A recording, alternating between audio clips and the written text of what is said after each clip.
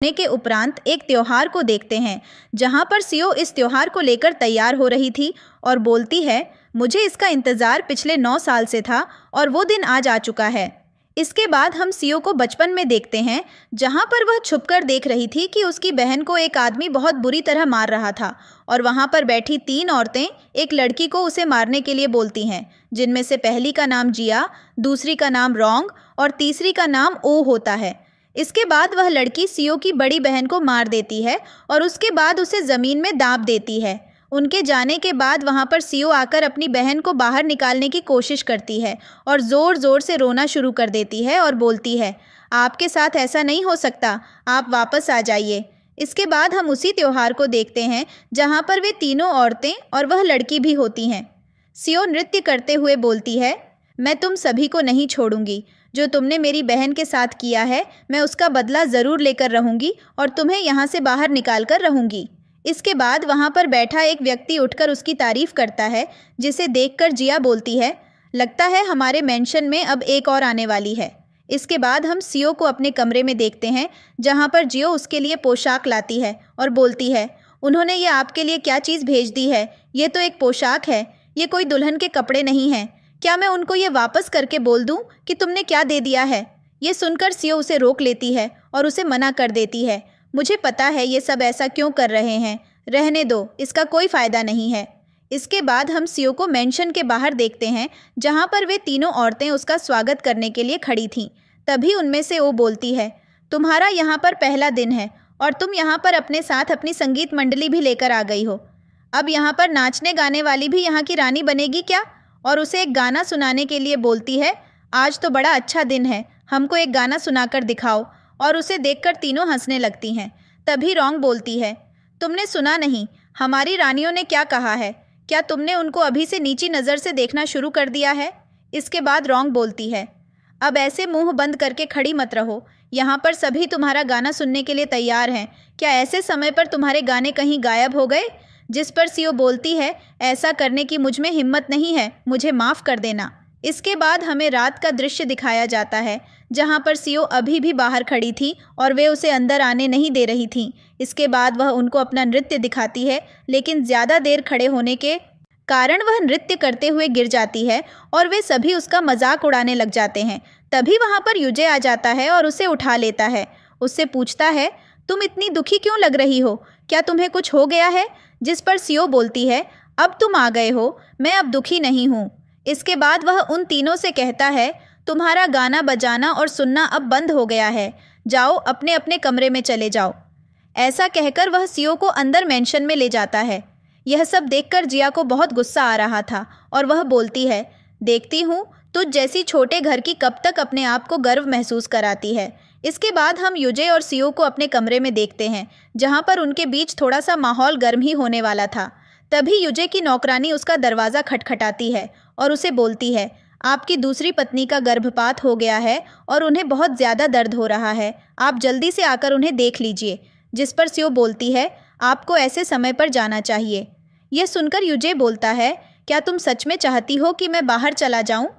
जिस पर सियो बोलती है, दुनिया में ऐसी कौन औरत होगी जो आप जैसे इतना प्यार करने वाले पति को बाहर जाने के लिए कह सकती है? और मैं यह भी जानती हूँ कि यह समय आपके लिए बहुत ज़रूरी है। वैसे भी नया प्यार जल्दबाजी में नहीं होता। जिस पर युजे बोलता है, तुम समझदार हो और आज रात तुम्हें आराम करना चाहिए, मैं तुमसे जल्दी मिलने आऊँगा। यह कहकर वह वहाँ से चला जाता है।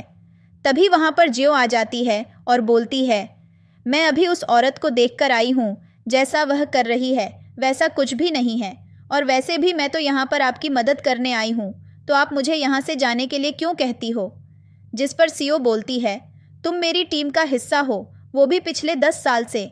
ये आदमी एकदम घटिया है और मैं बस तुमको इससे दूर रखना चाहती हूँ, इसलिए बोल रही हूँ।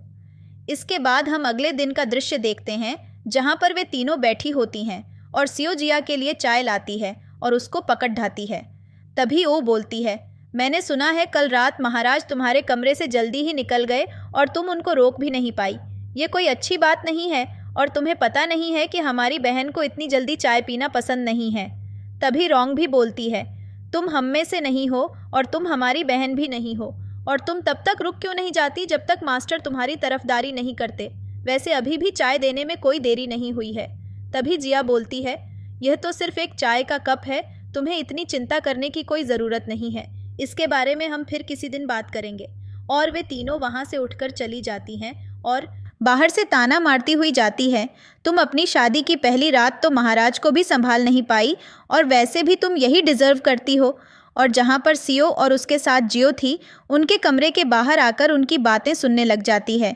जियो कहती है, मैडम, अब इनका आपको परेशान करना बहुत ज़्यादा हो गया है। क्या आप अब भी ऐसी जगह पर रुकना चाहती हैं? तभी सीओ बोलती है, वह मेरे साथ ऐसा कुछ भी नहीं कर सकते। मैंने मास्टर के लिए कुछ ऐसी गोलियां बनाई हैं जो मैं उनकी ड्रिंक में डालकर उनको दे दूंगी, और इसके बाद मैं उनके बेटे को जन्म दूंगी। फिर मैं देखती हूँ मेरे साथ ऐसा कौन करता है और मुझसे आगे कौन निकलता है। और यह सब बाहर खड़ी हुई टोंग भी सुन लेती है और जल्दी से अंदर आ जाती है और सीओ के साथ लड़ना शुरू कर देती है और बोलती है, मुझे तेरी जैसी से यही उम्मीद थी। तुझ जैसी घटिया औरत कर भी क्या सकती है? और जियो को धक्का देकर सीओ से वह बॉक्स छीन लेती है और बोलती है, मैं यह ले जाकर अपनी दूसरी मैडम को दूंगी। और जियो परेशान होकर सीओ से पूछने लग जाती है, अब तो हम फंस जाएंगे, हमको क्या करना चाहिए मैडम? जिस पर सीओ बोलती है, वैसे भी ये मास्टर के लिए नहीं बल्कि उसी के लिए था। इसके बाद हम ओ को देखते हैं जो उन गोलियों को लेकर बहुत खुश हो रही थी और बोलती है, क्या सच में इसको खाने से मैं एक लड़के को जन्म दे सकती हूँ? ये तो बहुत अच्छा है, और जब मैं यह मास्टर को दे दूंगी फिर मैं उनके बेटे को जन्म दूंगी।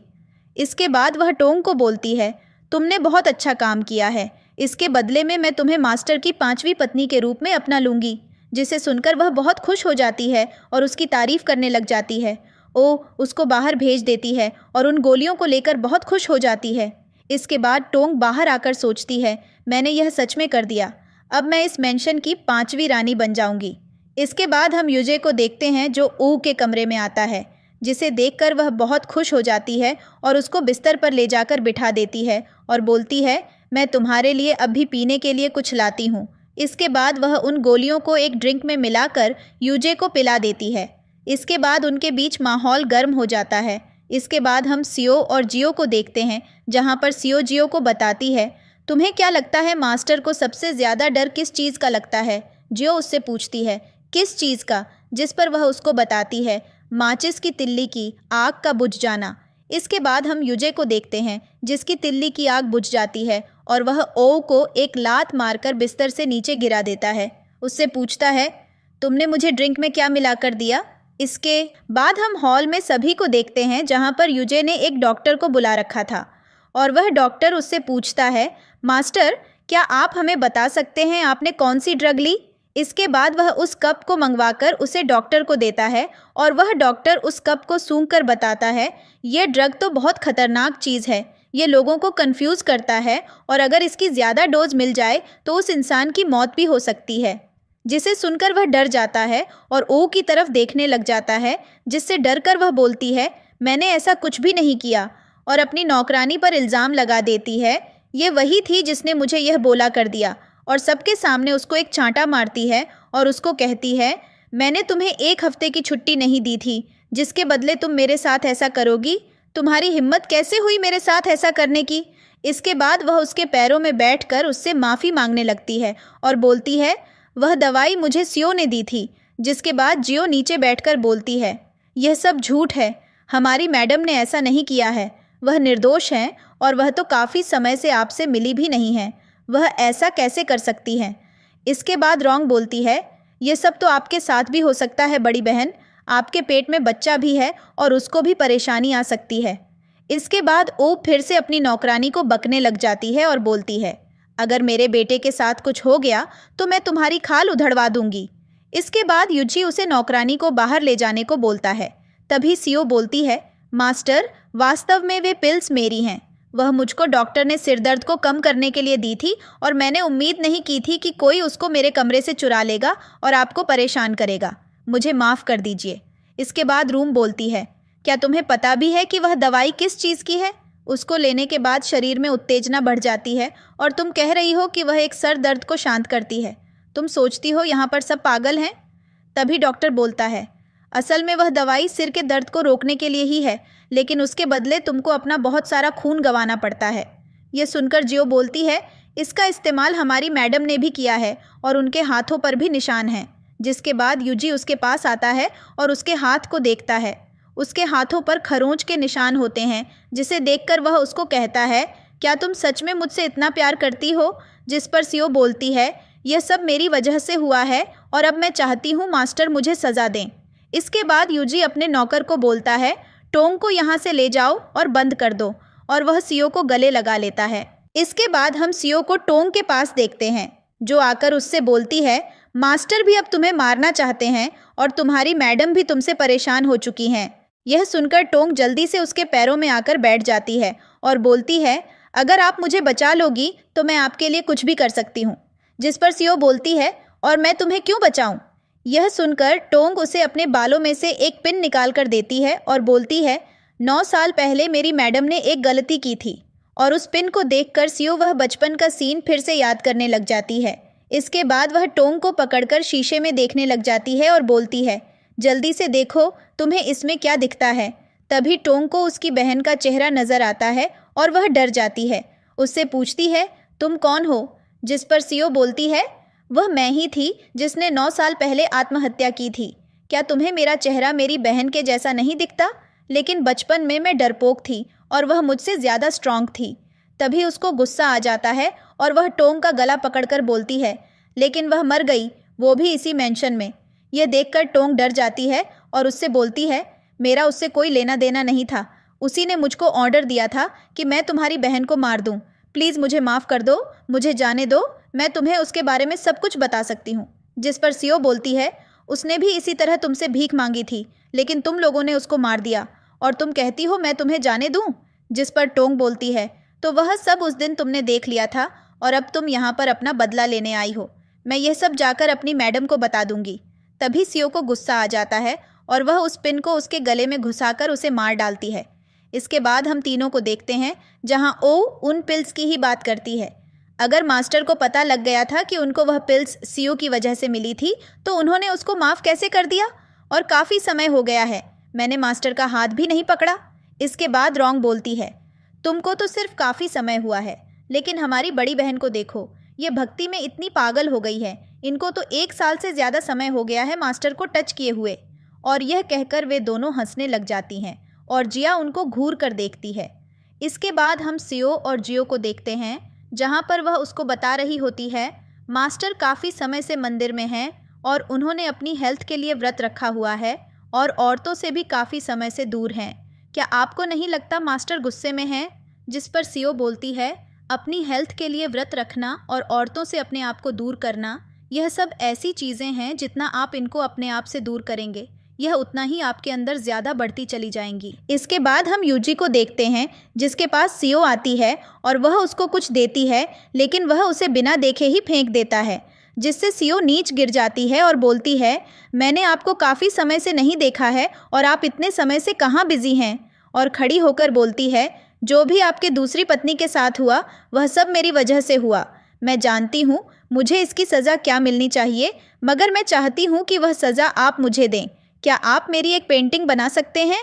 और यह सब देखकर यूजी को कंट्रोल नहीं होता और वह उसको उठाकर जंगल की तरफ चला जाता है। तभी उसे जंगल में एक औरत देख लेती है और वह जल्दी से आकर उन तीनों को बता देती है, आप तीनों यहाँ पर बैठी हैं। और वहाँ पर वह चौथी मास्टर के साथ जंगल में मंगल करने जा रही है। यह सुनकर ऊ को गुस्सा आ जाता है और वह बोलती है, वह चुड़ैल मास्टर के अकेलेपन का फ़ायदा उठा रही है और उनको अपने वश में करके कहाँ ले जा रही है। आज तो उनके साथ मेरा नंबर था, जल्दी से चलो, आज उसे छोड़ेंगे नहीं। और तभी वे तीनों निकल पड़ती हैं। इसके बाद हम यूजी और सियो को देखते हैं, जो अपनी चित्रकारी में लगे पड़े थे, और तभी वहाँ पर भी तीनों पहुँच जाती हैं। लेकिन जो उन्हें बाहर गेट पर रोक लेती है और बोलती है, अंदर कुछ काम चल रहा है, तुम अंदर नहीं जा सकते। जिस पर ऊ बोलती है, हमें भी पता है अंदर क्या चल रहा है, जल्दी से हमारे सामने से हट जाओ, और तुम्हारी हिम्मत कैसे हुई हमें रोकने की। तभी उसकी एक नौकरानी जियो को पकड़ लेती है और उसे वहाँ से हटा देती है। फिर ऊ गेट पर लात मारकर अंदर आ जाती है और बोलती है, मैं भी देखती हूँ एक कुतिया जो अपने जीने के बारे में भूल गई है, उसे सिखाती हूँ कि उसे कैसे जीना चाहिए। और तभी वह यूजी और सियो की चित्रकारी के बीच में आ जाती है, जिसे देखकर यूजी को बहुत ज़्यादा गुस्सा आ जाता है और वह उसको एक चांटा मार देता है और बोलता है, मैंने तुम्हें 1 हफ्ते से अच्छे से ट्रीट नहीं किया। क्या तुम ऐसा करके उसका बदला उतार रही हो? और अब मुझे तुम्हारी परवाह नहीं है। इसके बाद वह अपने आदमियों को आवाज़ मारता है, लेकिन वह उसके पैरों में लौट जाती है और कहती है, मुझे माफ़ कर देना, मुझसे गलती हो गई और मैं प्रेग्नेंट भी हूँ। मेरे अंदर आपका बच्चा है, मेरे साथ ऐसा मत कीजिए। यह सुनकर वह उसके सामने बैठ जाता है और बोलता है, मैं तुम्हें माफ़ सिर्फ तुम्हारे बच्चे के लिए कर रहा हूँ। अगर अगली बार ऐसा हुआ तो मैं तुम पर कोई दया नहीं दिखाऊंगा और जल्दी से यहाँ से निकल जाओ। इसके बाद वह चिल्लाता है, क्या यहाँ पर कोई तमाशा चल रहा है? जल्दी से सबके सब यहाँ से निकाला जाए। ऐसा कहकर वह वहाँ से चला जाता है, पर वे सब एक दूसरे का मुंह देखने लग जाती हैं। रोंग बोलती है, सियो, तुमने अच्छा गेम खेला। जिसे सुनकर सियो बोलती है, यह तो कुछ भी नहीं है, मेरे पास तो दिखाने के लिए बहुत कुछ है। क्या आप मुझे बाहर जाने का रास्ता दे सकते हैं? और वैसे भी तुम सब तो अब बूढ़ी दिखने लग चुकी हो। यह सुनकर रोंग गुस्सा आ जाता है और वह वहाँ से चली जाती है। इसके बाद हम रोंग को देखते हैं जो अपने बच्चे को खेलते हुए देख रही थी, लेकिन तभी उसकी नौकरानी से उसकी बच्ची के सिर पर वह लग जाती है। यह देखकर वह भागकर उसके पास आती है। मेरी बच्ची, क्या तुम ठीक हो?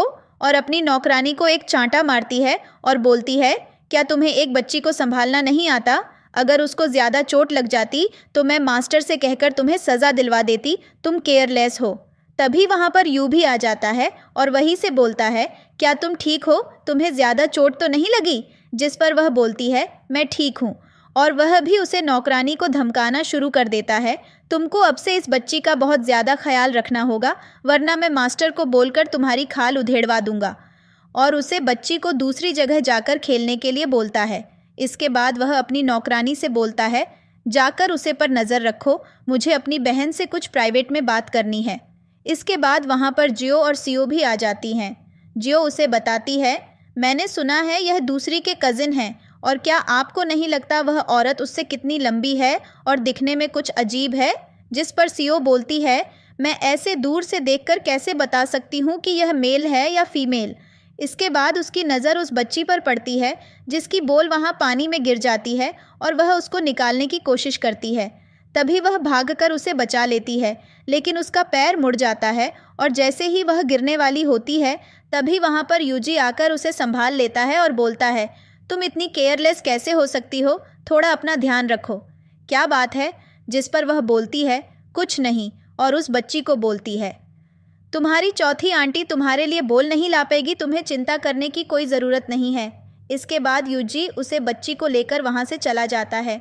इसके बाद जियो आकर उससे पूछती है, क्या आपके एंकल में दर्द नहीं हो रहा? जिस पर वह बोलती है, बिल्कुल भी नहीं। जिस पर जियो बोलती है, तो तुमने ऐसा प्रेटेंड क्यों किया जैसे तुम्हारा एंकल मुड़ गया हो, और शुक्र है मास्टर ने आपको बचा लिया। जिस पर सियो बोलती है, कभी कभी ऐसा करना बहुत ज़रूरी होता है। इसके बाद हम रोंग और यू को देखते हैं। यू बोलता है, अब तुम्हें डरने की कोई ज़रूरत नहीं है, मैं यहाँ पर आ गया हूँ, तुम्हें मुझमें पर भरोसा करना चाहिए। जिस पर वह बोलती है, ज़रूर, मुझे आप पर भरोसा है। वह बड़ी हो चुकी है और उसे अब तक पता भी नहीं है उसके पिता कौन हैं, और मुझे डर है जब वह बड़ी हो जाएगी तो मैं उसे क्या जवाब दूंगी। जिस पर यू बोलता है, जो मेरे पास घर है मैं उसे बेच दूंगा और एक छोटा सा घर खरीद लूँगा। इसके बाद हम सब एक परिवार की तरह उसके अंदर हमेशा साथ रहेंगे। और तभी उनके बीच माहौल गर्म होने लगाता है। यूजी बाहर से उसका आवाज़ देता है, जिसे सुनकर वह उसे बिस्तर के नीचे छिपा देती है और यूजी अंदर आ जाता है और बोलता है, तुम क्या कर रही थी? जिस पर वह बोलती है, मैं बस कपड़े चेंज कर रही थी और बिस्तर पर जाने के लिए तैयारी कर रही थी। इसके बाद वह इधर उधर देखने लग जाता है और उसे बच्ची को बोलता है, जल्दी से अपने रूम में जाकर सो जाओ। और उसकी नौकरानी उसे लेकर वहाँ से चली जाती है। इसके बाद वह आकर उसके बिस्तर पर बैठ जाता है और उससे पूछता है, तुम इतनी घबराई क्यों हो? हमारा तो एक बच्चा भी हो गया है, तुम अब किस बात से शर्मा रही हो?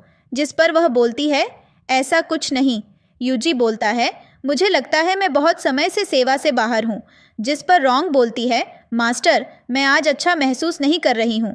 लेकिन वह उसकी कुछ नहीं सुनता और उसके साथ चित्रकारी करना शुरू कर देता है। और यह सब बिस्तर के नीचे लेते हुए यू भी सुन रहा था और वह रोता हुआ उसके कपड़ों को टच करने लग जाता है और बिस्तर की तेज़ी से हिलती हुई आवाज़ को सुनकर उदास हो जाता है। इसके बाद हम यूजी को बाहर देखते हैं, जिसे देखकर सियो और जियो इधर उधर घूमने लग जाती हैं और आकर वह उनसे पूछता है, तुम यहाँ पर क्या कर रहे हो? जिस पर सीओ बोलती है, जो आपने मुझे डायमंड रिंग दी थी वह खो गई है और वह मेरे लिए बहुत ज़्यादा कीमती है। जिस पर वह बोलता है, वह सिर्फ एक डायमंड रिंग है, अगर वह खो गई है तो मैं तुम्हारे लिए दूसरी लाकर दे सकता हूँ। जिस पर सीओ बोलती है, लेकिन वह मेरी पहली रिंग है और वह मुझे आपने दी है। वह मेरी लाइफ का पहला गिफ्ट है। आप नहीं जानते वह मेरे लिए कितनी कीमती है और वह मेरे लिए आपका प्यार जताती है। उसके सामने मेरे लिए हर चीज़ प्राइसलेस है, लेकिन अब वह मुझसे खो गई। मैं अपने आप को माफ़ नहीं कर सकती। और वह उसके सामने रोने का नाटक करने लग जाती है और वह उसे गले लगाकर अपने नौकर से बोलता है, जल्दी से इस मेंशन को चारों तरफ से बंद कर दो और किसी को भी मेरी अनुमति के बिना बाहर जाने मत देना और सबकी तलाशी शुरू कर दो। क्या तुम समझ गए? इसके बाद हम रोंग और यू को भागते हुए देखते हैं, जो यह सब सुनकर वहाँ से भागने की कोशिश करते हैं और जाकर एक झाड़ी के पीछे छिप जाते हैं। यू बोलता है, क्या तुम मेरे साथ भागना चाहती हो? जिस पर रोंग बोलती है, मैं जानना चाहती हूँ, लेकिन वह मुझे जाने नहीं देगा। जिस पर यू बोलता है, मैंने सब तैयारी कर ली है और मुझे एक रास्ता भी मालूम है। अगर तुम चाहो तो हम आज रात यहाँ से निकल सकते हैं।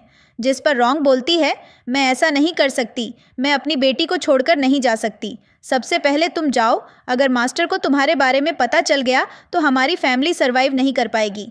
लेकिन तभी वहाँ पर 2 गार्ड आ जाते हैं, जिन्हें देखकर रोंग उनके पास जाकर बोलती है, क्या बात है, तुम यहाँ पर क्या कर रहे हो? जिस पर दोनों बोलते हैं, चौथी रानी की डायमंड रिंग खो गई है और मास्टर का ऑर्डर है मेंशन को चारों तरफ से बंद कर दिया जाए और किसी को भी बाहर न जाने दिया जाए।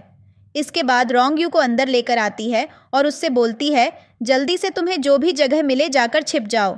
इसके बाद वहाँ पर सीओ आ जाती है और उससे बोलती है, माफ़ कर देना, मैं आपको परेशान कर रही हूँ, लेकिन जो मास्टर ने मुझे डायमंड रिंग दी थी वह खो गई है और मुझे उसकी बहुत चिंता हो रही है। जिस पर रोंग उससे पूछती है, लेकिन तुम्हें मेरा रूम कैसे मिला? जिस पर सीओ बोलती है, आप गलत मत समझिएगा, यहाँ पर जितने भी बड़े लोग हैं उन सबकी जांच करनी होगी, चाहे वह इस मेंशन से जुड़ा हुआ ही क्यों न हो। क्या पता अगर किसी ऐसे आदमी ने ही वह रिंग चुरा ली हो। इसके बाद जियो बोलती है, आपके कज़िन कहाँ पर हैं? और यह सुनकर सीओ भी बोलती है, हाँ, वह कहाँ पर गए हैं? जिस पर वह जवाब देती है, वे जल्दी ही सुबह के समय अपने घर के लिए निकल गए। इसके बाद तभी उसकी बच्ची की ज़ोर से आवाज़ आती है और वह भागते हुए आ रही होती है और बोलती है, मेरे पीछे मत आओ। तभी हमें एक सीन दिखाया जाता है जहाँ पर वह की बॉल एक कमरे में चली जाती है और वह उसे लेने के लिए उस कमरे में घुसती है तो वहाँ पर पहले से यू मौजूद होता है और वह उसे देखकर उसका नाम लेता है। जैसे देखकर वह डर जाती है और वहाँ से भागना शुरू कर देती है और उसके पीछे यू भी भाग कर आता है, लेकिन वह उसे बताता है, तुम मुझसे डरो मत, मैं तुम्हारी आंटी हूँ। लेकिन वह बच्ची उसकी कुछ भी नहीं सुनती और भागकर बाहर आ जाती है और बाहर आकर बेहोश हो जाती है, जिसे देखकर उसकी माँ उसे संभालती है और वहाँ पर सभी लोग आ जाते हैं। लेकिन सीओ यू को देख लेती है और समझ जाती है यह ज़रूर इसी की वजह से है। इसके बाद हम सभी को हॉल में देखते हैं जहाँ पर यूजी ने यू को पकड़ लिया था और उसे अपने सैनिकों से पीटवा रहा था और उसे पीटते हुए रांग भी देख रही थी, लेकिन वह कुछ भी नहीं कर पा रही थी। तभी यूजी उससे पूछता है, जल्दी बता, तू कौन है? और वहाँ पर खड़ी एक नौकरानी बोलती है, क्या तू वह चोर है जिसने हमारी रानी की डायमंड रिंग को चुरा लिया है? तभी यू बोलता है, हाँ, मैं चोर हूँ और मैंने ही उसे चुराया है। इसे सुनकर यूजी को गुस्सा आ जाता है और वह उससे कहता है, जब तुमने रिंग को चुरा लिया तो तुमने हमारी बेटी को इतना नुकसान क्यों पहुँचा दिया? जिस पर वह बोलता है, उसने मुझे देख लिया था तो फिर मैं क्या करता? वैसे भी मैं एक चोर हूँ और तुमको मुझे मार देना चाहिए। और वह रांग की तरफ देखकर बोलता है, वैसे भी मैं मर ही चुका हूँ। यह सुनकर रांग को भी गुस्सा आ जाता है और वह उसे मनाना शुरू कर देती है, अगर तुमने मेरी बेटी को फिर से परेशान किया तो मैं तुम्हें मार डालूंगी। लेकिन यूँ उसे करीब से जाने की कोशिश कर रही थी और वह सोचती है, यह मुझे देखा सा क्यों लग रहा है, कौन है यह? इसके बाद डॉक्टर बोलता है, बच्चे का 30% खून निकल चुका है, अगर हमने जल्दी ही कुछ नहीं किया तो वह बचेगी नहीं। यह सुनकर वहाँ के सभी लोग घबरा जाते हैं। इसके बाद सीओ खड़ी होकर बोलती है, मेरे पास एक तरीका है जिससे वह को बचाया जा सकता है। अगर हम उसे किसी और का खून चढ़ा दें तो उसकी जान बचाई जा सकती है। यह सुनकर डॉक्टर भी बोलता है, हाँ, ऐसे करके हम इस बच्ची की जान बचा सकते हैं।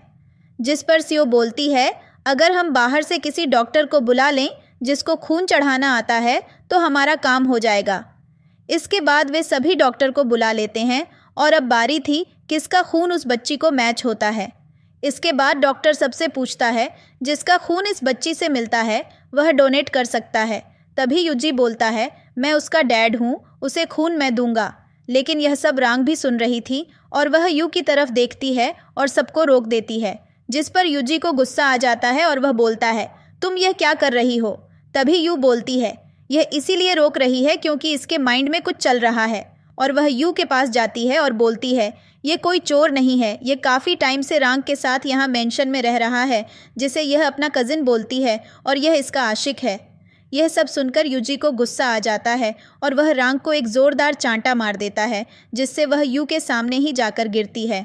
फिर वह यूजी पैरों में लेट जाती है और बोलती है, मुझे माफ़ कर दो, ये मेरी गलती नहीं है। लेकिन यूजी भी गुस्से में था और वह उसे कहता है, मैं अब इस बेचारी बच्ची को खून नहीं दे सकता क्योंकि यह तेरी हो, तेरे आशिक की पैदाइश है। और वह उसे एक लात मारता है और उसे बोलता है, मैं तुमसे आखिरी बार पूछ रहा हूँ, क्या यह तुमने किया है या नहीं। लेकिन तभी यू बोलता है, यह इसकी गलती नहीं है, उसे मारिए मत, यह सब मेरी गलती है। अगर तुम्हें मारना है तो मुझे मारो।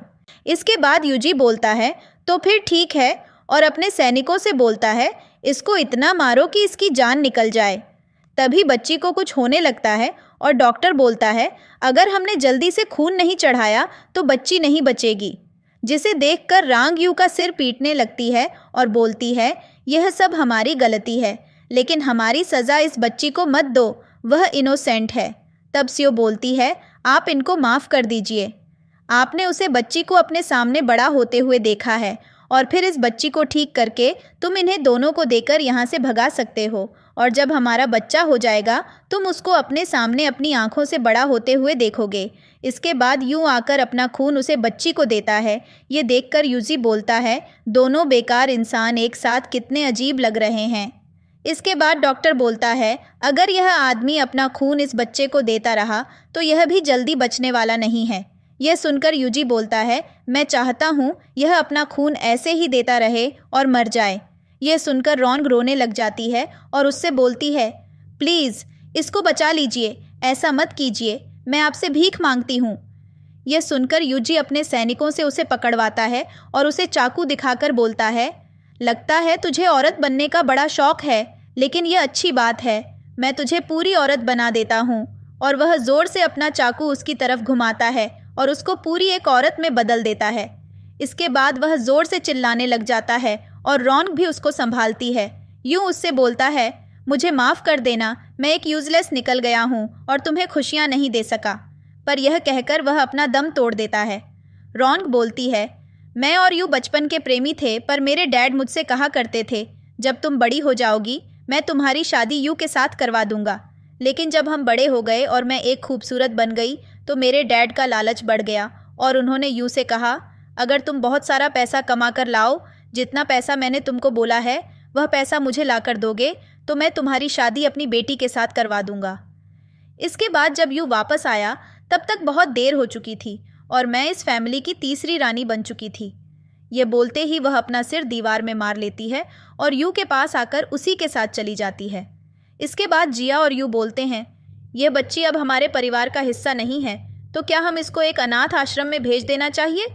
तभी सीओ आकर यूजी से बोलती है, रॉन्ग ने हमारे परिवार को धोखा दिया है और वैसे भी अगर इस मामले को जितने कम लोग जाने उतना हमारे लिए अच्छा है। जिस पर यूजी सीओ से पूछता है, तो तुम बताओ तुम क्या चाहती हो। जिस पर सीओ बोलती है, पहले इस बच्ची को ठीक हो जाने दो, फिर उसके बाद हम सोच लेंगे हमें क्या करना है। जिस पर यूजी भी राज़ी हो जाता है। इसके बाद हम सीओ और जियो को देखते हैं जो जिया के बारे में बात कर रहे थे। अब सिर्फ वह बच्ची है, लेकिन वह थोड़ी दबंग टाइप की है और पूरा दिन सिर्फ शाकाहारी खाना खाती है और बुद्ध का नाम जपती रहती है। इसके बाद एक नौकरानी आकर सीओ से बोलती है, आपको जिया मैडम ने बुलाया है। इसके बाद सीओ उसके रूप में आ जाती है और बोलती है, मुझे यकीन नहीं हो रहा आपने मुझे यहाँ पर बुलाया है और मुझे पता भी नहीं मैं आपको क्या कहकर बुला सकती हूँ। जिस पर जिया उसको बोलती है, तुम मुझे बड़ी बहन बुला सकती हो, वैसे भी हम हैं तो एक फैमिली। और उसको अपने साथ बैठा लेती है और बोलती है, मैंने एक चीज़ पर बहुत ज़्यादा ध्यान दिया है। तुम्हारे आने से पहले हम सब यहाँ पर बहुत खुश थे, लेकिन तुम्हारे आते ही यहाँ की सारी चीज़ें बिगड़ना शुरू हो गई हैं। क्या ये तुम जानबूझकर कर रही हो? जिस पर सीओ बोलती है, क्या आप ऐसा समझते हैं रोंग और यू की मौत से मेरा कोई संबंध है? जिस पर जिया बोलती है, ऐसा बिल्कुल भी नहीं, वह तो उन गलत काम के लिए डिजर्व करते हैं। मैं तो बस तुमसे यह कह रही थी, कुछ लोग ऐसे हैं जो आग में घी डालने का काम करते हैं। और वह तभी उसके बालों में से उसका पिन निकाल लेती है और बोलती है, तुमको मौत का ऐसा सामान लेकर नहीं घूमना चाहिए। और मैंने एक बात पर गौर किया है, 2 साल पहले भी एक लड़की बिल्कुल तुम्हारी जैसी थी। उसने भी हम सबको परेशान कर रखा था और वह भी गाना बजाने वाली मंडली में से यहाँ पर आई थी और तुम भी उसी मंडली का हिस्सा हो। कहीं तो मुश्किल छोटी बहन तो नहीं? जिस पर सीओ बोलती है, अगर यह सच हुआ तो क्या तुम सोचती हो कि मैं यहाँ पर उसका बदला लेने आई हूँ? जिस पर जियो को गुस्सा आ जाता है और वह उसके मुंह को पकड़ लेती है, लेकिन तभी वहाँ पर यूजी भी आ जाता है, जिसे देखकर सीओ उसके पास चली जाती है। वह उसको एक गन दिखाता है। मैं तुम्हारे लिए यह लेकर आया हूँ, क्या तुम निशाने की प्रैक्टिस करना चाहती हो? जिसे लेकर सीओ उसे गन को जिया के सामने कर देती है, जिसे देखकर वह डर जाती है। यूजी बोलता है, यह वह नहीं है जहाँ पर तुम निशाना लगाना चाहती हो, और वह दोनों वहाँ से चले जाते हैं। इसके बाद जिया की नौकरानी उसके पास आकर बताती है, मैडम, वह बहुत ज़्यादा घमंडी है और वह आपके हाथों में इतनी आसानी से नहीं आने वाली। जिस पर वह बोलती है, तुम चिंता मत करो, वैसे भी वह मुझे उसकी यही अदा पसंद है। इसके बाद हम यूजी और यू को देखते हैं, जो उसका मूड बनाने की कोशिश कर रही थी, लेकिन वह उसको बोलता है, तुम्हारे पेट में हमारा बच्चा है, पर तुम्हें अभी रेस्ट करना चाहिए। ऐसा बोलकर वह वहाँ से चला जाता है, लेकिन यू को गुस्सा आता है, ये मेरा पेट हमेशा बीच में क्यों आ जाता है। इसके बाद हम जिया को देखते हैं, जो यू के पास आती है और उससे बोलती है, मेरी बहन, तुम कैसी हो? और यह सुनकर यूँ उसे बोलती है, यह पहली बार है जो तुम ऐसे मेरे कमरे में आकर यह बोल रही हो, तुम्हें क्या चाहिए? जिस पर वह उसे बोलती है, तुम्हारा पेट भरा है, मुझे तो सिर्फ तुम्हारी चिंता थी। और उसके पेट को देखने लग जाती है, जिससे वह समझ जाती है और पूछती है, तुम सच बताओ यहाँ पर क्या करने आई हो? और जिया उसे बोलती है, मुझे पता है तुम मुझसे क्या छुपा रही हो, मैं तो सिर्फ तुमसे इतना कहना चाहती हूँ, अब इस घर में सिर्फ हम 2 ही बची हैं, क्यों ना हम दोनों को साथ में मिल जाना चाहिए और उसे चौथी को यहाँ से बाहर निकलवा देना चाहिए। और वे दोनों सीओ के खिलाफ प्लानिंग करना शुरू कर देती हैं। इसके बाद हम 1 महीने बाद का सीन देखते हैं, जहाँ पर सभी लोग यू का बर्थडे सेलिब्रेट कर रहे थे। तभी यूजी उसे एक नेकलेस गिफ्ट करता है, जिसे देखकर यू उससे पहनाने के लिए बोलती है। इसके बाद जिया भी उसे एक पर्ल्स और जेड्स गिफ्ट करती है और बोलती है, सभी ने तो तुम्हें गिफ्ट दे दिया है, बस एक ही तरफ से नहीं आया है। यह सुनकर सीओ खड़ी होकर बोलती है, मेरा गिफ्ट। लेकिन तभी अचानक यू को पेट में दर्द होना शुरू हो जाता है और उससे ब्लड भी निकलता है। इसे देखकर यूजी अपने सैनिकों से डॉक्टर को बुलाने के लिए बोलता है, लेकिन यू उसे मना करती है, यह बस एक छोटा सा दर्द है, वह ठीक हो जाएगा। लेकिन यूजी उसकी नहीं सुनता और डॉक्टर को बुला लेता है। इसके बाद डॉक्टर आकर उसका चेकअप करता है और वह बोलता है, मैडम को सिर्फ पीरियड्स का दर्द है, यह कोई प्रेग्नेंट नहीं है। यह सुनकर यूजी को बहुत बड़ा झटका लगता है। यह देखकर यू उसके सामने बैठ जाती है और बोलती है, डॉक्टर झूठ बोल रहा है, मैं सच में प्रेग्नेंट हूँ। इसके बाद यूजी अपने फैमिली डॉक्टर से पूछता है, जल्दी से अब तुम सच बताओ, तुम ही ने हमको बताया था ये प्रेग्नेंट है, वरना मैं तुम्हारा सर कटवा दूंगा। यह सुनकर वह डॉक्टर डर जाता है और बोलता है, मैडम ने मुझे बहुत सारे पैसे दिए थे ये सब करने के लिए, मेरी इसमें कोई गलती नहीं है। यह सुनकर उसके सैनिक डॉक्टर को वहाँ से ले जाते हैं। इसके बाद यूजी बोलता है, क्या तुम मुझे बेवकूफ़ समझती हो? यू सीओ पर चिल्लाने लग जाती है, क्या यह सब तुमने प्लान किया था? क्या तुमने मेरे साथ ऐसा किया? इसके बाद हमें एक सीन में दिखाया जाता है, जहाँ पर सीओ ने उससे बदला लेने के लिए सब तैयारी कर रखी थी और जिया किचन में आती है। जो ड्रिंक यू पीने वाली थी, उसमें कुछ ऐसा मिला देती है जिससे उसे ब्लड आता है। इसके बाद यू जिया को बुलाने लग जाती है, क्या यह तुमने किया है? ज़रूर तुम ही हो। जिस पर जिया चिल्लाकर बोलती है, क्या वो मैं हूँ जो फेक प्रेगनेंसी का नाटक कर रही हूँ? वह तुम हो। और उधर यूजी को गुस्सा आ रहा था और वह उसे एक छांटा मारता है और बोलता है, मैं तुम्हें समझदार समझता था, लेकिन तुमने मुझसे झूठ बोला। और वह अपने सिपाहियों से बोलता है, इसको टॉर्चर चैम्बर में लेकर जाओ और मैं चाहता हूँ तुम इसकी ज़िंदगी बुरी से बदतर कर दो। और उसके सिपाही उसे वहाँ से ले जाते हैं। इसके बाद हम सीओ और जिया को देखते हैं। वह कहती है, मैं काफ़ी टाइम से इस फैमिली में रह रही हूँ और मैंने कभी पहले टॉर्चर चैम्बर के बारे में क्यों नहीं सुना। इसके बाद हम यू को टॉर्चर होते हुए देखते हैं जहाँ उसके सिपाही उसे टॉर्चर कर रहे थे। इसके बाद हम सीओ को रात के समय उस टॉर्चर चैम्बर में जाते हुए देखते हैं और जब वह उसके अंदर जाती है तो उसके सामने यू होती है जिसकी हालत बहुत ज़्यादा ख़राब हो चुकी थी और वह पागलों की तरह हंस रही थी। इसे देखकर सीओ बोलती है, यह सब जो तुम झेल रही हो, ऊपर वाले ने तुम्हें सज़ा दी है और याद है जिस तरह से तुमने मेरी बहन को मारा था, अब वैसे ही तुम यहाँ पर सड़कर मरोगी। यह कहकर वह वहाँ से जाने लगती है, लेकिन तभी वह उसे रोक लेती है और बोलती है, अगर तुम मुझे यहाँ से बाहर निकालोगे तो मैं तुम्हें सब कुछ बताने के लिए तैयार हूँ। फिर वह जिया के बारे में बोलती है, जब मैं यहाँ पर आई थी कुछ दिनों के बाद वह कुछ सिपाहियों को लेकर यहाँ पर आई थी और उसने उन सिपाहियों को मेरे ऊपर जंगली जानवरों की तरह छोड़वा दिया था और उन्होंने मेरे साथ बहुत बुरा किया और मैं अब उससे बदला लेना चाहती हूँ। और इसके बाद वह उसे अंदर ले जाकर दिखाती है, देखो यहाँ पर मेरी जैसी और भी कितनी सारी हैं, इनको सबको हमारी तरह ही यहाँ पर लाया जाता है और फिर इनके साथ यह सब किया जाता है। और अब ये बेचारी सबकी सब पागल हो चुकी हैं, जिनमें से एक तुम्हारी बहन भी थी। यह सुनकर सीओ उससे पूछती है, क्या यह सच है? अगर यह सच हुआ तो मैं उसे जिया को इतनी बुरी मौत दूंगी और उसकी बॉडी के टुकड़े करके चील कौवे को खिला दूंगी।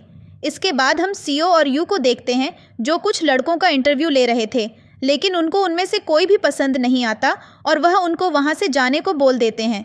फिर भी दोनों बाहर आ जाती हैं और सामने एक लड़के को देखती है जो कुछ सामान उठाकर अंदर कमरे में रख रहा होता है। इसके बाद भी दोनों एक दूसरे की तरफ देखते हैं और बोलती हैं, हाँ ये एकदम हमारे लिए परफेक्ट है।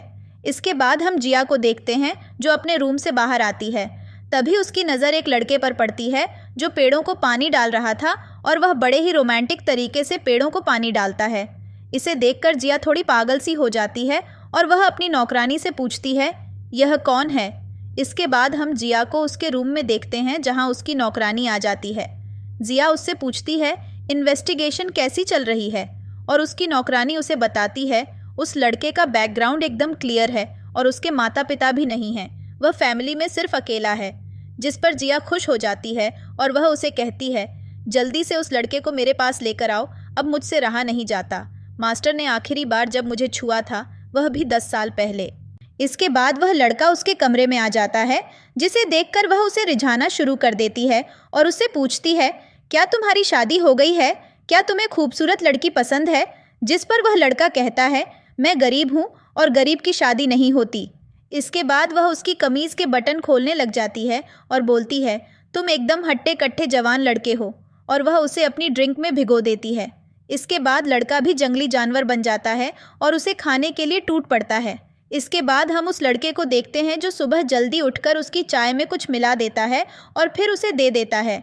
जिया उसे जल्दी से पी लेती है और उसे अपनी तरफ खींच लेती है। इसके बाद हम सीओ और जिया को देखते हैं जो जिया की बात कर रही होती हैं। मुझे यकीन नहीं होता इस उम्र में भी उस बूढ़िया के अंदर एक ऐसी चुड़ैल बैठी हुई है। जिस पर सीओ बोलती है, हमारा प्लान बहुत अच्छा चल रहा है और वह अब हमसे बच नहीं सकती। इसके बाद हम जिया को देखते हैं जिसकी तबीयत बहुत ज़्यादा ख़राब हो चुकी थी। तभी वहाँ पर वह लड़का आता है और उसे कुछ पीने के लिए देता है। उसकी नौकरानी उसे बोलती है, आपको ऐसे ही 2 दिन हो गए हैं, आप डॉक्टर को क्यों नहीं दिखाती हैं? जिस पर जिया बोलती है, ये बस एक छोटा सा कोल्ड है, मैं जल्दी ठीक हो जाऊंगी। जिस पर उसकी नौकरानी बोलती है, मैं आपको देख रही हूँ, आपको एक बार डॉक्टर के पास ज़रूर चलना चाहिए, आप प्रेग्नेंट हैं। तब वहाँ पर बैठा एक डॉक्टर भी बोलता है, जी मैडम, वह सच बोल रही है, आप प्रेग्नेंट हैं।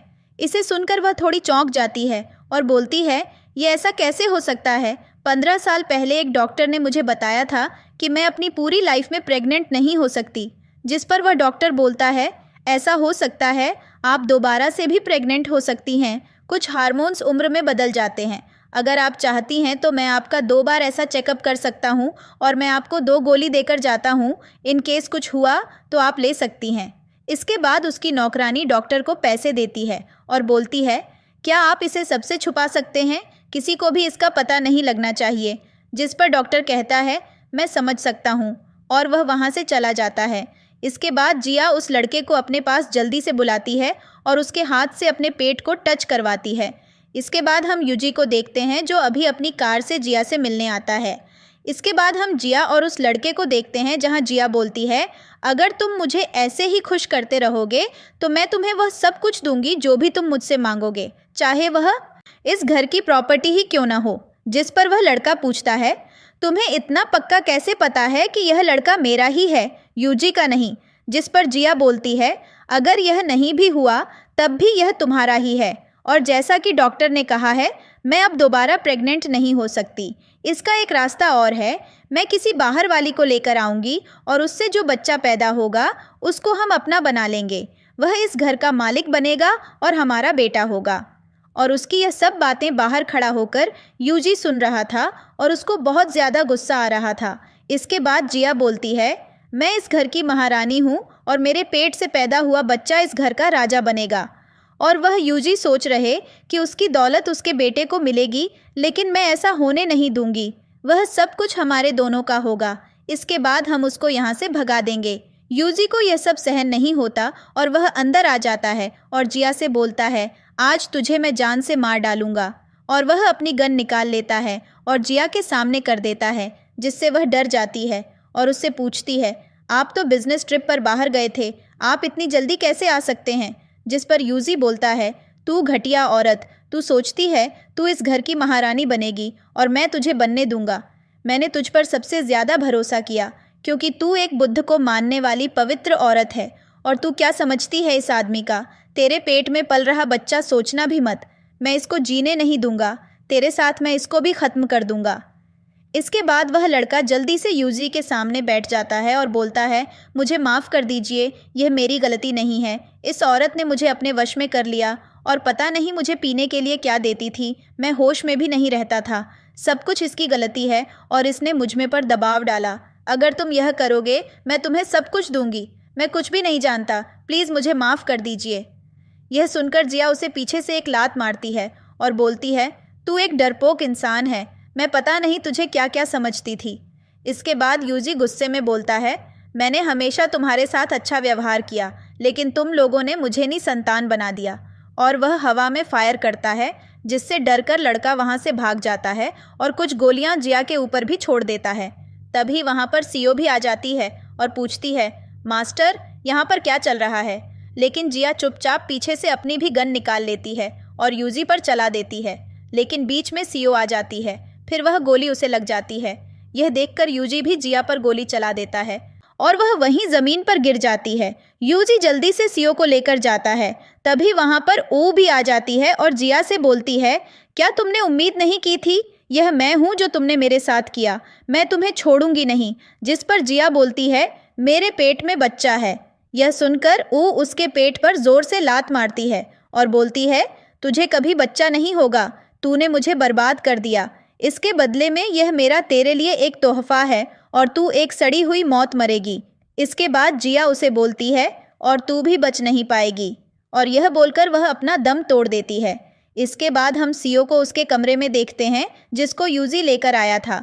तभी उसको होश आ जाता है और वो यूजी के बारे में पूछती है, क्या तुम ठीक हो। जिस पर वह कहता है, ठीक तो तुम्हें होना चाहिए, तुम बताओ कैसा फील कर रही हो, और तुम अभी इतनी जवान हो, तुम ऐसा कैसे कर सकती हो, तुम्हें ऐसा नहीं करना चाहिए था। जिस पर सीओ बोलती है, मैं बस चाहती थी कहीं आपको चोट न लग जाए। जिस पर यूजी बोलता है, उस औरत का दिल बहुत गंदा है और वह मेरी फैमिली की रानी बनने के लायक नहीं है। और सीओ को बोलता है, तुम अपना ख्याल रखो और मेरा इंतज़ार करो, मैं बहुत जल्द तुम्हें इस घर की महारानी बनाना चाहता हूँ। जिस पर सीओ बोलती है, यह सही नहीं है, मैं ऐसे ही ठीक हूँ और मैं एक गाना गाने और गाना बजाने वाली जिसकी कुछ क्वालिफ़िकेशन भी नहीं है, वह इस घर की महारानी कैसे बन सकती है। जिस पर यूजी बोलता है, जो गोली मुझे लगने वाली थी वह तुमने ले ली और मैं तुमसे बोल रहा हूँ, तुम इसके लिए डिज़र्व करती हो। तुम्हें अब अपना ख्याल रखना चाहिए और जब तुम बहुत जल्द बेहतर हो जाओगी मैं तुम्हें हमारी फैमिली की महारानी ज़रूर बनाऊंगा। ऐसा बोलकर वह वहाँ से चला जाता है। इसके बाद जिया वहाँ आ जाती है और बोलती हैं, मैडम आपने उनके लिए अपने ऊपर वह गोली क्यों खाई, अगर आपको कुछ हो जाता तो आप इन सब मैटर में क्यों घुस जाती हो। जिस पर सीओ बोलती है, अगर हम टाइगर की गुफा में नहीं जाएंगे तो उसको कैसे पकड़ पाएंगे, अगर मैं ऐसा नहीं करूँगी तो मैं उसे अपने ऊपर भरोसा कैसे दिला सकती हूँ। इसके बाद हम यूजी को देखते हैं जो बोलता है, अगर तुम्हें मेरे घर की महारानी बनना है तो तुम्हारे लिए एक आखिरी टेस्ट और है। सीओ मुझे निराश नहीं करेगी। इसके बाद हम सीओ को देखते हैं जिसके लिए जिया सूप लाती है और उसे देती है, जिसे देखकर वह पीने से इनकार कर देती है और बोलती है, मुझे काफ़ी दिन हो गए हैं इसको पीते पीते, मैं अब इसे और नहीं पीना चाहती। जिस पर जिया बोलती है, तुमको अभी कम से कम 100 दिन यह पीना पड़ेगा और तुम्हारा बहुत ज़्यादा खून निकल चुका है, तो डॉक्टर ने तुमसे यह पीने के लिए बोला है, पर तुमको यह पीना पड़ेगा और मैं अब इसको वापस नहीं लेकर जाऊंगी। यह अभी भी गर्म है तो जल्दी से इसको पी लीजिए। इसके बाद वह उसे पी लेती है और एक पिल खाती है और बोलती है, अगर यह मेरी हेल्थ के लिए नहीं होता तो मैं इसकी एक घूंट भी नहीं पीती। इसके बाद वह जिया को अपने पास बैठाती है और बोलती है, क्या तुमने कभी यह सोचा है जब हम अपना रिवेंज पूरा ले लेंगे तब तुम कहाँ जाना चाहोगी। जिस पर वह बोलती है, जहाँ मेरी मैडम जाएगी वहाँ पर मैं जाऊँगी। जिस पर सीओ बोलती है, तो फिर हमें सुहाई वापस जाना चाहिए और वहाँ पर एक छोटा सा घर लेकर और दोनों बहनों की तरह रहेंगे। मैं हमेशा से चाहती थी मेरी पूरी फैमिली एक साथ रहे। जिस पर जिया उसे शर्माकर बहन बोलती है। ये देखकर सीओ कहती है, तुम मेरे साथ बहुत टाइम से हो और मैंने तुम्हें पहले से ही अपनी बहन मान लिया था, तो तुम अब बोलने में शर्मा क्यों रही हो। फिर वे दोनों एक दूसरे के गले लगते हैं। तभी वहाँ पर एक नौकरानी आती है और वह बोलती है, आपको यूजी मास्टर बुला रहे हैं। इसके बाद वह तैयार होकर बाहर आती है, जहाँ पर यूजी बोलता है, जिया हमारे साथ कार में नहीं चल सकती। ये सुनकर सीओ जिया से कहती है, तुम चिंता मत करो, यहाँ पर आराम से रहो, मुझे कुछ नहीं होगा। और यूजी के कार में बैठकर उसके साथ चल देती है और पीछे जिया भी एक रिक्शा में बैठकर उनके पीछे आ जाती है। इसके बाद यूजी उसको एक अजीब सी जगह पर लाता है, जिसे देखकर सीओ बोलती है, हम यहाँ अजीब सी जगह पर क्या करने आए हैं। जिस पर यूजी बोलता है, यह मेरी फैमिली का एक सीक्रेट है। और तभी वहाँ पर कुछ गुंडे आ जाते हैं और यूजी बोलता है, तुम यहाँ पर हमारे सबसे मशहूर गेस्ट हो और यह भी हमारी फैमिली का एक हिस्सा है और इसी वजह से यह आज भी इतना पॉपुलर है। जिस पर सीओ बोलती है, इन लोगों ने न जाने कितने आदमियों को मारा है, क्या तुम पागल हो गए हो। जिस पर यूजी बोलता है, तुम एक नासमझ लड़की हो, ये लोग मारते हैं और यह इनका काम है, क्योंकि मैं एक बिजनेसमैन हूँ और मैं यह बिज़नेस इसलिए करता हूँ क्योंकि मैं पैसे कमाने में बहुत माहिर हूँ। पर तुम मेरे परिवार की महारानी बनने जा रही हो तो तुम्हें मेरे बारे में सब कुछ पता होना चाहिए, मैं क्या करता हूँ और क्या नहीं करता, और तुमको बड़ों की बात माननी चाहिए। क्या तुम समझ रही हो। जिस पर सीओ बोलती है, क्या तुम पागल हो चुके हो, तुम यहाँ पर इन जैसे खतरनाक जापानी लोगों को कैसे ला सकते हो, तुम कितने बेकार हो, ये लोग एकदम जंगली हैं। जिस पर यूजी बोलता है, लगता है तुम्हें अब सब कुछ पता चल चुका है। और वह कुछ अपने आदमियों को इशारा करता है और वे जिया को पकड़ लेते हैं और उसे बांधना शुरू कर देते हैं, जिससे जिया बहुत ज़ोर से चिल्ला रही थी और उसे देखकर सीओ भी ज़ोर से चिल्लाती है और सीओ के सामने ही उसके साथ गलत करने की कोशिश करने लग जाते हैं। जिस पर जिया बहुत ज़ोर से चिल्ला रही थी, मुझे जाने दो प्लीज़ मैडम, मुझे बचा लो, मैंने कुछ भी गलत नहीं किया है। लेकिन वे लोग उसकी कुछ भी नहीं सुन रहे थे और चिल्ला चिल्ला कर थोड़ी देर बाद जिया बेहोश हो जाती है। उसे देखकर सीओ यूजी को बकना शुरू कर देती है और बोलती है, मुझे छोड़ो, मुझे उसके पास जाना है।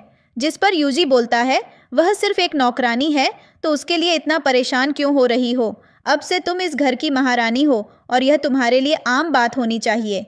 मैं तुम्हारे लिए एक अच्छा सा घर खरीद लूँगा जिसमें तुम्हारे पास बहुत सारी नौकरानी होंगी। जिस पर सीओ यूजी को घटिया इंसान बोलती है और खड़ी होकर जाने लगती है। तभी वह पीछे से उस पर वार करता है और वह बेहोश हो जाती है। इसके बाद जब उसे होश आता है, वह अपने रूम में बिस्तर पर लेटी हुई होती है। जिस पर यूजी उसे बोलता है, अब तुम्हें समझ जाना चाहिए और तुम्हारे पास सिर्फ 2 ही चॉइस हैं, या तो तुम मेरी फैमिली की महारानी बनो या फिर मर जाओ। अब यह फैसला तुम्हारे हाथ में है। ऐसा कहकर वह वहाँ से चला जाता है। जिस पर सीओ बोलती है, तू एक हत्यारा है तो कोई इंसान नहीं है, मरना तो तुझे जैसे को चाहिए। इसके बाद वह अपने कमरे से बाहर आ जाती है और नौकरानी से पूछती है, जिया कहाँ पर है, मैं तुमसे पूछ रही हूँ, मुझे बताओ वह कहाँ पर है। जिस पर वह बताती है, उसे सर्वेंट रूम में बंद कर दिया गया है और वह भागकर वहाँ पर जाती है। इसके बाद हम जिया को देखते हैं जो अपने आप को मारने की कोशिश कर रही थी। तभी वहाँ पर सीओ आ जाती है। उसे देखकर जिया बोलती है, आगे मत बढ़ना, अब मुझसे ये सब सहन नहीं हो रहा, मैं मर जाना चाहती हूँ। लेकिन सीओ उसे रोकने की कोशिश करती है और वह बोलती है, मैं तुमसे भीख मांगती हूँ, प्लीज़ मेरे लिए रुक जाओ, मेरे लिए अपनी ज़िंदगी बर्बाद मत करो। जिस पर सीओ बोलती है, इसमें तुम्हारी गलती नहीं है, घटिया तो वे लोग हैं। और वह जैसे तैसे उसे मना लेती है और नीचे उतार लेती है और उसे गले लगा लेती है और बोलती है, बस तुम इंतज़ार करो, मैं तुम्हारे लिए उनसे बदला लेकर रहूँगी। इसके बाद हम सीओ को देखते हैं जो यूजी के पास आती है और बोलती है, मैं समझ गई हूँ, मैं आप ही थी जिसने मुझे यह घर दिया और जो मुझे इस मेंशन में लेकर आया। आप ही थे जिसने मुझे सपोर्ट किया, अगर आप नहीं होते तो मैं पता नहीं किस अंधेरे कोने में आज पड़ी होती। जिस पर यूजी बोलता है, अगर तुमने अब फैसला ले लिया है तो मुझे माफ़ कर देना, ये मेरी भी गलती थी, मैंने तुम्हें इन सब के बारे में पहले नहीं बताया और अब तुम्हें पता चल ही गया है, तो अब से तुम इस घर की महारानी हो। जिस पर सीओ उसे थैंक यू बोलकर वहाँ से चली जाती है। इसके बाद हम सीओ को देखते हैं जो महारानी की ड्रेस में आती है और यूजी उसका स्वागत करता है। उसने उसके लिए बहुत सारी तैयारी कर रखी थी और वह उसे एक रिंग पहनाता है और बोलता है, यह हमारी फैमिली की विरासत है जो आज मैं यह तुम्हारे हाथ में पहन रहा हूँ और अब से यहाँ की सारी प्रॉपर्टी तुम्हारी होती है और यहाँ का हर एक बच्चा तुम्हारे सारे ऑर्डर फॉलो करेगा और अब से तुम मेरी फैमिली की महारानी हो। जिस पर सीओ बोलती है, मुझे खुशी है, मैं आपकी हर बात पर खरी उतरूँगी। जिस पर यूजी बोलता है, 2 दिन बाद ऑटम फेस्टिवल होने वाला है, मैं यह तुम पर छोड़ता हूँ, उसे अच्छे से संभाल लेना वरना बड़े नाराज़ हो जाएंगे। इसके बाद हम फेस्टिवल का दिन देखते हैं जहाँ पर यूजी बोलता है, तुमने तो कमाल कर दिया। जिस पर सीओ बोलती है, मैंने तुमसे कहा था ना, चिंता मत करो, मैं एडल्ट्स को सेटिस्फाई कर दूंगी। इसके बाद वहाँ पर सभी बड़े लोग आकर बैठ जाते हैं और उसकी तारीफ़ करते हैं। जिस पर यूजी बोलता है, ये सब स्पेशल आपके लिए हैं। जिस पर सीओ बोलती है, मैंने सुना है मिस्टर साटो आपको ओपेरा बहुत पसंद है और आज स्पेशल मैंने वह आपके लिए तैयार करवाया है। इसके बाद सीओ अपना प्रोग्राम शुरू कर देती है और ख़ुद डांस करने लग जाती है, जिसे देखकर यूजी को पसंद नहीं आता और वह वहाँ से उठकर चला जाता है। लेकिन सीओ उसे बजाते हुए अपनी पुरानी यादें सोचने लग जाती है, जैसे उसकी बहन के साथ क्या हुआ और यूजी ने उसे इस घर की सच्चाई के बारे में बताया और जिया के साथ क्या क्या हुआ। लेकिन तभी अचानक सीओ एक इशारा करती है और पीछे से कुछ लड़कियां आकर वहां बैठे लोगों पर हमला कर देती हैं और उनकी गर्दन काट देती हैं। इसके बाद ओ भी यूजी पर हमला कर देती है, लेकिन वह उसे पकड़ लेता है और उसे पहचान लेता है कि वह ओ है। लेकिन यह देखकर उसे गुस्सा आ जाता है और वह उस पर हमला करने लग जाती है, जिस पर यूजी उसका सिर सोफे में मार देता है और वह वहीं पर गिर जाती है। इसके बाद वह बाहर आकर अपने आदमियों को देखता है जो सारे मर चुके थे और वह सीओ से पूछता है, क्या यह सब तुमने किया है? जिस पर वह कहती है, यहाँ पर शिकारी का ही आज शिकार हो गया। तुम हमेशा से मुझे मेरे सरनेम से बुलाते थे, लेकिन तुम मुझे कभी पहचान नहीं पाए कि मैं कौन हूँ। और उसे बताती है, 9 साल पहले जो लड़की यहाँ पर मरी, मैं उसकी बहन हूँ और तुमने बहुत सारे लोगों को मारा है, क्या यह सच है? जिस पर यूजी बोलता है, अच्छा तो तुम यहाँ पर बदला लेने आई हो? वह उससे पूछता है, अच्छा बताओ तुम्हें क्या चाहिए, मैं तुम्हें सब कुछ दे सकता हूँ। और वह अपनी गन निकाल लेती है, लेकिन तभी सीओ भी अपनी गन निकाल लेती है और उस पर चला देती है, जिससे उसकी गन नीचे गिर जाती है और वह 2 गोली उसके पैर में मारती है और बोलती है, तुमने ही मुझे यह चलाना सिखाया है और आज मैं इसका इस्तेमाल तुम पर करती हूँ और मेरा निशाना बिल्कुल भी नहीं चूका। और वह उसके कंधे में एक गोली मार देती है और बोलती है, तुमने एक निर्दोष लड़की को मारा है। और इसके बाद वह अपने पास जिया को बुलाती है और उसके हाथ में वह गन देती है और उस पर गोली चला देती है, जो सीधी उसकी खोपड़ी के बीच में लगती है और इससे उसका रिवेंज पूरा हो जाता है और यह ड्रामा यहीं पर ख़त्म हो जाता है। वीडियो को लाइक और चैनल को सब्सक्राइब कर दीजिए। Thanks for watching. Bye bye.